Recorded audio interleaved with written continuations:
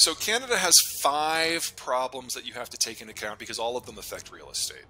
The first one is geographic and political. The population is stretched out, basically hugging the American border for warmth.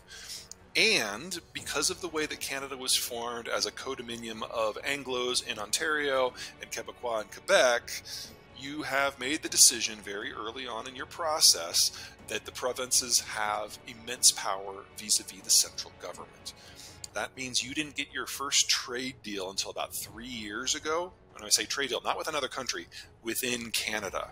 So internal barriers to trade remain immense, and almost every province in the Canadian system, as this graphic shows, has a greater an economic relationship south with the United States than it does with their own co-nationals. And in that sort of environment, Canada is always going to be incredibly exposed to international trends, especially as involves the elephant next door. Now, you fast forward 10 years, you do away with provincial autonomy somehow, that changes. I don't think that's going to happen in 10 years. Problem number 2 is strategic. This is a Cold War map. All the dots are where the Russians had their military bases. During the Cold War, Canada was in a privileged position.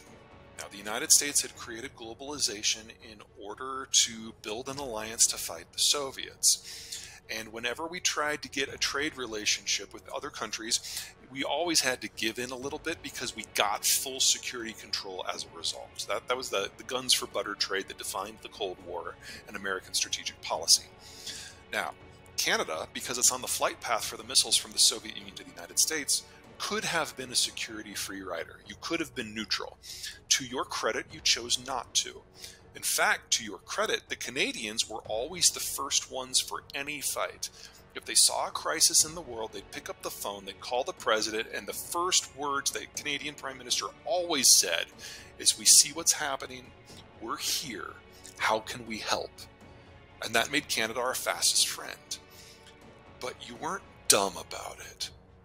The next words out of the Canadians' mouth, after all the security details were worked out, be like, "We would really appreciate a little bit more market access for Quebecois cheese, or Ontarian spark plugs, or whatever it happened to be, softwood timber, if you will." On over 70 different occasions, Canada carved little melon scoop exemptions out of American trade law. And all of those were folded into NAFTA 1. And that's how things lasted until this guy came along. We've been moving away from the globalist approach in the United States for some time, but Donald Trump was the first one to make it the centerpiece of his foreign policy. And he loved Trudeau, because Trudeau was perceived around the world as the only world leader that Donald Trump was smarter than. With that in his back pocket, Trump played hardball on trade negotiations, and all of those exemptions that Canada had spent 40 years building into American trade law were jettisoned in the NAFTA 2 discussions. The only reason that there's even an adjudication function in there isn't because of Canada, it's because Nancy Pelosi put it in at the last second within the US House. Now, as we all know, Justin Trudeau is not the brainchild that is running Canada. That would be Christina Freeland. And at the time that Trump was president, became president, she was your trade negotiator and ultimately your foreign minister. And she attempted to play the old playbook in the NAFTA negotiations. The idea that Canada has a special place in American trade law and it's justified in getting its exemptions. And I'm not saying this to denigrate her. I think she's one of the smartest people on the planet right now. But her first week on the job was Trump's first week on the job. And she was handed a playbook that became obsolete the day she took her office. And so she was pushing for things into NAFTA 2 that the United States had no interest in, on labor, on environmental regulations. And at the end of the day, the Americans got sick of it and cut a bilateral deal with the Mexicans to cut Canada out of NAFTA completely. And this is the photo from the stage when she found out. The Mexican and the American negotiators didn't tell her ahead of time. And after this meeting, she was simply told, the United States is going to proceed with this in 8 days with the Mexicans. You have 8 days to accept the original terms. If you don't, fine, you're on your own. 7 days later, Justin Trudeau signed, and we got NAFTA 2. Problem number 3, geography. What you're looking at here is not a population density map. It is a spatial expansion map. So cities that are in green or blue are not very physically constrained. They can expand in almost all directions. That keeps development costs low. Cities that are in red and orange have difficulty. Maybe they have an ocean or a mountain or a national park or some sort of protected wetlands or something. They can't physically expand very easily, and so their internal land costs tend to be very high. That makes for expensive housing. We've got three trends that are going on in Anglo-America right now, same on both sides of the border. Number one, because of COVID, not a lot of people want to be reliant on public transport. Cities with a circle can't function without city transport, so people are moving out. Number two, the baby boomers on both sides of the border want to move somewhere warm. They don't want to shovel snow in February. They're moving south, or in the case of Canada, west. And then third, the millennials are coming of age. They're raising families, and they want to be in a place where they can have a backyard. They have to move to a place where land costs are lower. So we're seeing people moving out of the coastal cities, and that's on both sides of the border, into the interior, and specifically in the American South, Southwest, and West.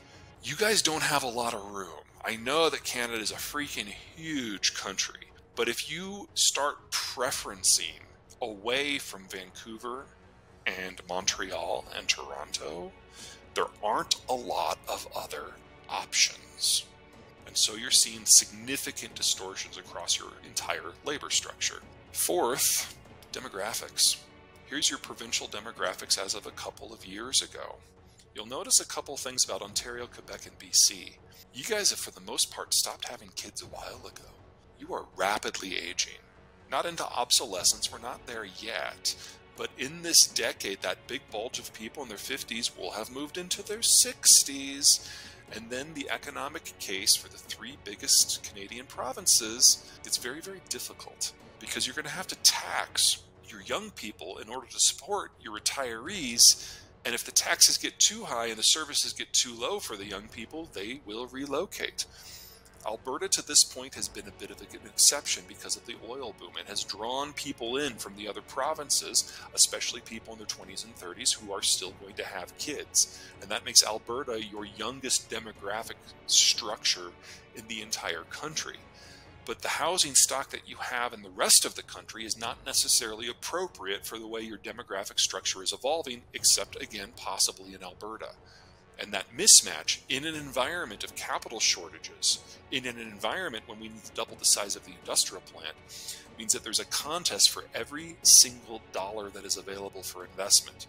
Do you put it into industrial plant? Do you put it into infrastructure? Do you put it into housing? You're going to have to choose. The tar sands boom really got going about 15 years ago. The Albertans were attracting people from all over Canada with a heavy emphasis, of course, on the Maritimes because the economic dislocations there have been pretty rough. But most of the people who were coming were in their 20s. And that meant they were mostly men. And within a couple years, it became apparent that Calgary really needed to recruit a wider array of people in order so that these people were not doing what happens in the United States and just living in man camps. And so the decision was made early on to put a lot of effort into building larger apartments and single-family homes so that these young men who were coming in could actually have a reason to bring someone with them, maybe bring kids with them. And then the expansion of the economy within Calgary itself attracted a lot of women from all parts of Canada in order to do the non-oil jobs. And all of a sudden, you've got people from BC and people from Nova Scotia falling in love in Calgary and buying a single-family home. And it's the one place in Canada where most of the housing construction was not catering to foreigners. So it wasn't just condos. It was actually people who wanted yards. And that made for a very, very different property market in Alberta compared to everywhere else. Now, to this point, Canada has always had a trump card: immigration. As long as you are bringing in people in their 20s and their 30s and their early 40s, people who have already finished their primary and secondary education somewhere else, so you don't have to pay for it, but then they come in and they work for 30 or 40 years before they retire, you have been able to function on a bit of a treadmill. The people who come in, as long as they're young enough, have enough time to pay into the system to then pay for their own retirement. But if they don't come in until they're in their 40s, they will never pay in enough to justify the budgetary expense that it takes. Until recently, this has just barely held up. But what has happened under COVID is the input pipeline has stopped. In addition, the nature of immigration that you've attracted in the last years has been dramatically different from what's come before. It's no longer people who are coming to work and live forever. It's people who come and drop some money, maybe establish residency, but don't actually work and then move on. And they use their financial assets to buy physical assets in Canada, primarily real estate, that they then do not live in. And because they're either fleeing the European financial crisis or the Chinese breakdown, they're relatively cost insensitive when they're evaluating property. Because from their point of view, if 10, 15 years from now, the property is only worth half what they paid for it, for them that's still a win, because it means they got half their money out of a dying system. That has been your primary investment portfolio for the last few years. And that means that most economic activity in some of your provinces has been real estate based, upwards of 30-40% in BC specifically. And a lot of the Canadian provinces are getting 3-4% of their tax intake from nothing more than transferring titles from one real estate owner to another. That treadmill is now breaking down. Two things. Number one, the world is opening up a little bit more. And so there's a different class of people that's looking to leave as these other systems really approach the brink. They're older, they have more money, so all the distorting things that we've been talking about here are going to get worse. And second, because so many foreigners have bought so much property in so many gateway cities in Canada, a lot of Canadians cannot afford to live in their own country anymore. That has a political impact. And so the Trudeau government, effective January 1, has put restrictions on the ability of foreigners to own real estate. So how will this all shake out? Way too soon to tell. The ban's only been in place for a week and a half, and it's going to change the nature of who's coming to Canada. And we're already feeling that pressure south of the border as some of it diverts. As a rule, all else being equal, most foreigners would rather be in Canada than the United States. It's considered more politically friendly, or it was until January 1. And now the economic issue really, really, really matters. What we're looking at here is American data again. The gray and the yellow is the same as that first slide. So that's net worth by decade. And that's everyone, that's average. The blue and the orange is median. So it removes the top and the bottom 1%. In the United States, half of all financial assets are held by the top 1%. And that means that in the United States, yes, we have a massive inequality issue. We're not going to solve that on a podcast. But it also means that when you retire, if you're in the top 1%, you don't have to liquidate your entire portfolio. You probably only liquidate a third or a half of it. And that leaves a significant amount of capital engaged. The challenge that Canada is going to face is it has a more traditional wealth distribution, so domestic capital is dropping significantly and will stay low for a very long time. That means imported capital is what's going to be driving it. The United States is going to be the source for most of that simply because of this disparity within our own economic equality on the south side of the border. And then third, you're going to have a lot of desperate, hungry, scared money from the wider world looking for a way to land in Canada in an environment of a real estate block. A lot of moving pieces that are going to require both the provinces and Ottawa to come up with different policies. What Trudeau has done on the first, it makes sense to me. Whether or not it's going to work, I do not know. But I know it's kind of only the opening gambit for the changes in policy that we should expect to see over the next several years. And if you play it wrong, the treadmill that keeps Canada functioning stops. And that, among other things, might mean that Canada is not able to participate in the reindustrialization of North America. Because if Canada can't draw those people in, it no longer has the workforce that is necessary to do the reindustrialization in the first place. So there's a lot of things that get tangled up here that Canada is going to have to assign values to and then muddle its way forward as we enter the most dynamic period in North American history since the War of 1812.